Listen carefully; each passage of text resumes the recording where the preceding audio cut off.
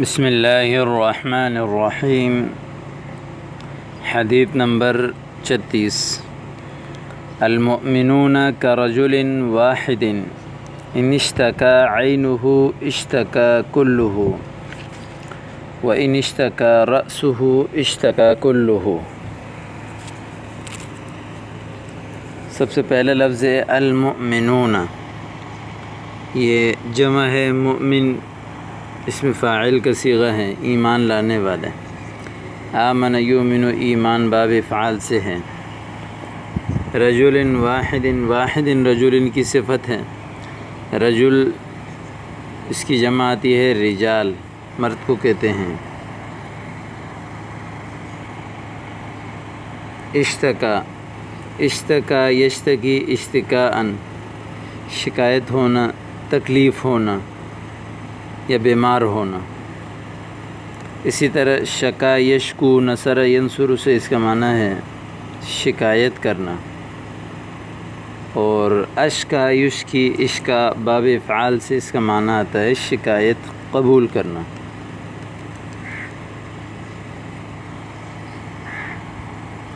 اور رأس سر کو کہتے ہیں، جمع رؤوس آتی ہے۔ تو یہ آپ کے سامنے لغوی تحقیق آ گئی، اب اس کا ترجمہ دیکھیں۔ المؤمنون کرجل واحد، مؤمنون سارے کے سارے مسلمان مومن، کرجل واحد ایک آدمی کی طرح ہیں۔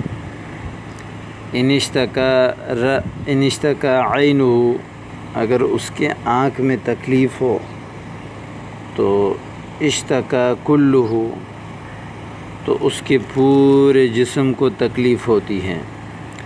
وَإِنِ اشْتَكَى رَأْسُهُ، اور اگر اس کے سر میں تکلیف ہو، درد ہو، تو اشتکا کلہ، تو پورے بدن کو تکلیف ہوتی ہے۔ یعنی اس حدیث مبارک میں اللہ رب العزت کے پیغمبر رسول اللہ صلی اللہ علیہ وسلم نے تمام مسلمانوں کو ایک جسم کی مانند قرار دیا، اور سب کو آپس میں ایک دوسرے کے ساتھ حسن سلوک اور ایک دوسرے کی رعایت، ایک دوسرے کا خیال رکھنا،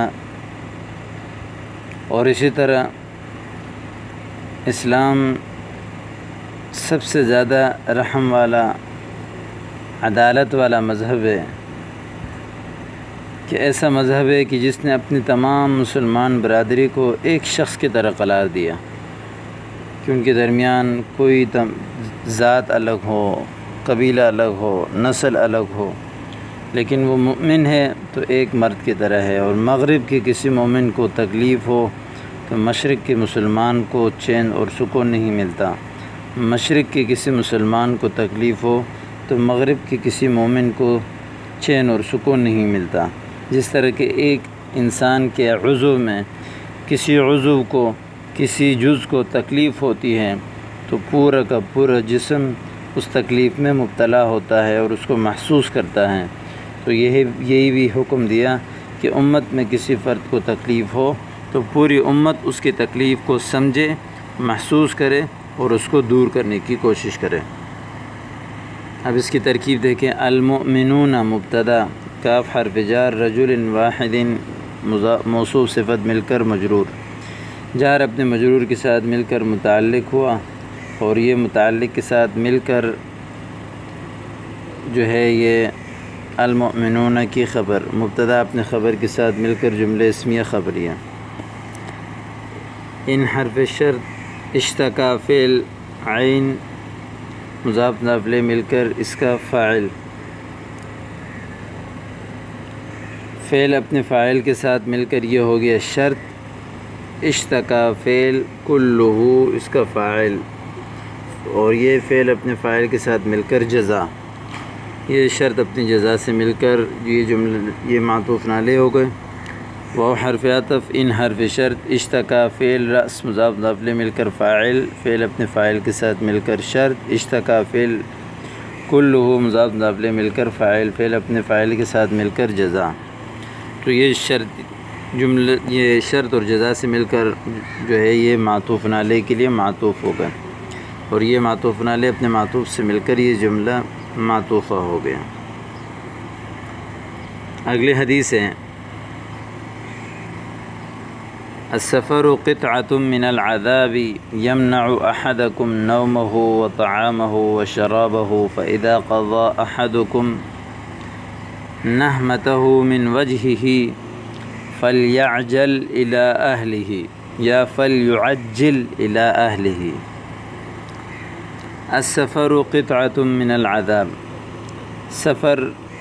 سفر کو کہتے ہیں مسافت طے کرنا، سفر کرنا، جمع اسفار آتی ہیں۔ سفر یسفر نصر سے سفر کرنا، یا باب مفعلہ سے سافر یسافر مسافرہ سفر کرنا۔ قطعہ ٹکڑے کو کہتے ہیں، اور جمع قطع آتی ہے، قطع یقطع اس کا معنی ہے جدا کرنا، کاٹنا، اور قطع یقطع تقطیع اس کا معنی آتا ہے ٹکڑے ٹکڑے کرنا۔ اور منع یمنع فتح یفتح سے اس کا معنی ہے روکنا، محروم کرنا۔ نوم نیند کو کہتے ہیں، نام ینام نومن، سمع یسمع سے اس کا معنی ہے سونا۔ اور طعام کھانے کو کہتے ہیں، اطعمہ اس کی جمع آتی ہے۔ شراب پینے کو کہتے ہیں، اشربہ اس کی جمع آتی ہے۔ قضا یقضی ضرب یضرب سے اس کا معنی ہے مکمل کرنا، فارغ کرنا، مکمل کرنا۔ اور نہمہ حاجت کو کہتے ہیں، اور نہم ینہم نہمن سمع یسمع سے اس کا معنی ہے بیمار ہونا۔ وجہ چہرے کو کہتے ہیں، اس کی جمع آتی ہے وجوہ۔ اور فلیعجل، یہ عجل یعجل سمع سے اس کا معنی ہو تو اس کا معنی ہے جلدی کرنا، یہ اگر سمع سے استعمال ہو تو فلیعجل پڑھیں گے۔ اور عجل یعجل التعجیل باب تفعیل سے اس کی استعمال ہو تو اس کا معنی ہے بھی یہی جلدی کرنا، پھر فلیعجل پڑھیں گے۔ اب اس کی جو ہے وہ لغوی تحقیق ہو چکی ہے، ترجمہ دیکھیں۔ السفر قطعۃ من العذاب، سفر عذاب کا ایک ٹکڑا ہے۔ قطعۃ السفر، سفر قطعۃ ٹکڑا ہے، من العذاب عذاب کا۔ یمنع احدکم نومہ، وہ تم میں سے یعنی تمہیں روکتا ہے اس کی نیند سے، وہ طعامہ ہو اس کے کھانے سے، وہ شراب ہو اس کے پینے سے۔ فَإِذَا قَضَى أَحَدُكُمْ نَهْمَتَهُ مِنْ وَجْهِهِ، تم میں سے کوئی ایک جب اپنی ضرورت کو پورا کرے، جیسے ہی، من وجهه کہ یہاں ترجمہ ہوگا یعنی جیسے ہی وہ اپنا ضرورت پورا کر لے تو فَلْيُعَجِّلْ إِلَىٰ أَهْلِهِ، تو اس کو چاہیے کہ وہ جلدی گھر والوں کی طرف لوٹ جائے۔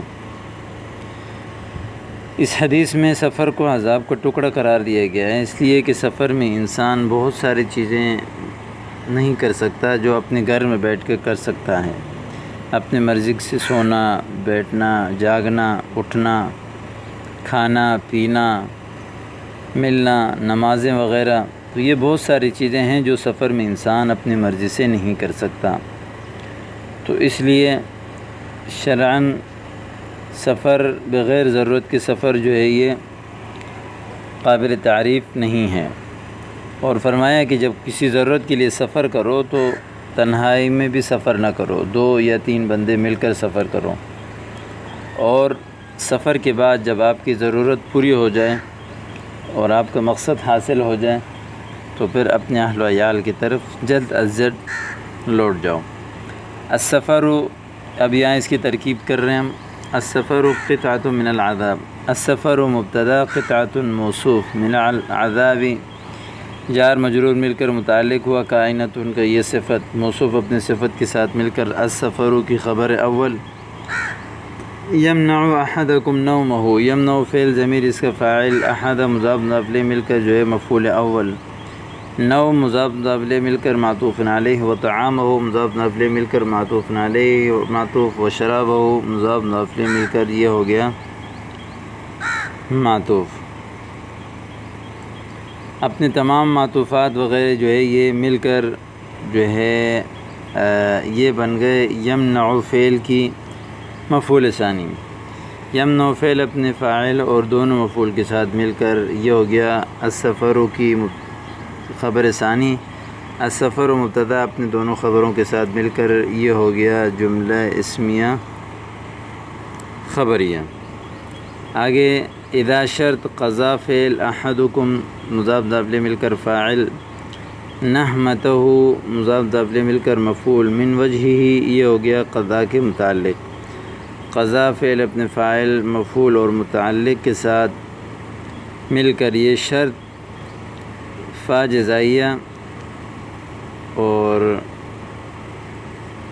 یعجل یا فلیعجل فعل ضمیر اس کا فاعل، الی حرف جر اہلی مضاف ضابطے مل کر مجرور، جار اپنے مجرور کے ساتھ مل کر یہ ہو گیا متعلق فعل کا۔ فعل اپنے فاعل اور متعلق کے ساتھ مل کر یہ ہو گیا شرط کے لیے جزا، شرط اپنے جزا سے مل کر یہ جملہ شرطیہ ہو گیا۔